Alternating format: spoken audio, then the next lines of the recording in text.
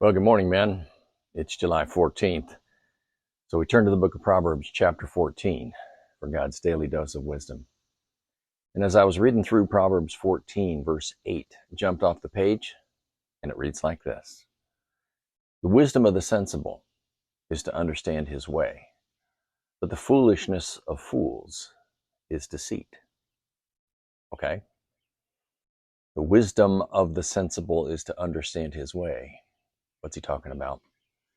Well, Paul says something very similar in his letter to the church at Ephesus. This is out of the book of Ephesians chapter 5, verses 15 and 16. He says, therefore be careful how you walk, not as unwise men, but as wise, making the most of your time, because the days are evil. Okay? So Paul wants us to be careful how we walk. He wants us to walk in wisdom. And the writer of Proverbs 14:8 says that the wisdom of the sensible is to understand his way. So what does that mean? Well, Socrates famously said once that the unexamined life is not worth living. A life of introspection, to evaluate one's beliefs and question one's assumptions, is what Socrates was talking about. And that is what the writer of Proverbs is talking about when he says the wisdom of the sensible is to understand his way. We need to be introspective. We need to question our beliefs and our assumptions. Well, isn't that dangerous? What if we question our faith in God? Won't he be angry about that? No, actually, he won't. We should question our faith in God. A faith that is untested is a faith that is untrusted. Understanding our way is an exercise that we should engage in on a regular basis. Think of it this way. If you had a chair and you didn't trust it, would you sit in it? Of course not. It was made up of some very weak material, say balsa wood or something like that.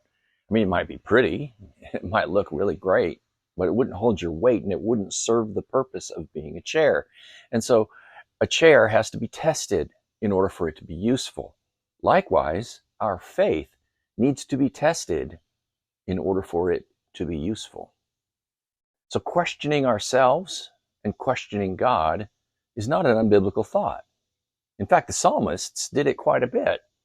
In Psalm 79, we read, how long, O Lord, will you be angry forever? Will your jealousy burn like fire? Then later on in Psalm 79, the psalmist says, help us, O God of our salvation, for the glory of your name, and deliver us and forgive our sins for your name's sake. And then he ends, so we, your people, and the sheep of your pasture will give thanks to you forever. To all generations, we will tell of your praise. All the Psalms of lament end in the recognition of who God is, and many times they end in worship. Because every time we're honest with God with our thoughts and emotions, he honors that. One of the most famous examples is Job. Job questioned God, and he even demanded that God come down and give an account of why he allowed all the trouble into his life. In the end, God didn't justify himself to Job, but he did reveal himself. And Job repented and worshiped God. How long, O Lord? Will you forget me forever? How long will you hide your face from me? How long shall I take counsel in my soul, having sorrow in my heart all the day? How long will my enemy be exalted over me? Consider and answer me, O Lord my God. Enlighten my eyes, or I will sleep the sleep of death. And my enemy will say, I have overcome him. And my adversaries will rejoice when I am shaken. But I have trusted in your loving kindness.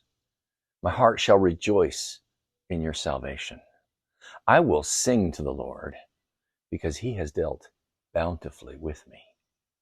That's Psalm 13, verses 1 through 6. Guys, a life of introspection, a life of understanding our way is what we are being called to do. Because as we understand our way, as we test our faith, it will be there for us in the times of difficulty.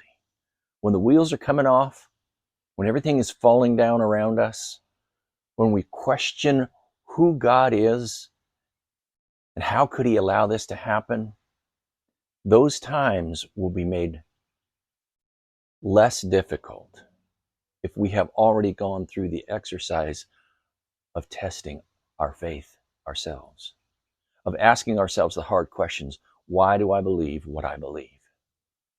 Who is God? And how has he dealt with me? Read through the Psalms. The psalmists did it a lot. They spoke to God honestly and openly, and God always honors that kind of honesty. My brothers and sisters, I love each and every one of you. And I pray that you go out and you make a difference in someone's life today. God bless you.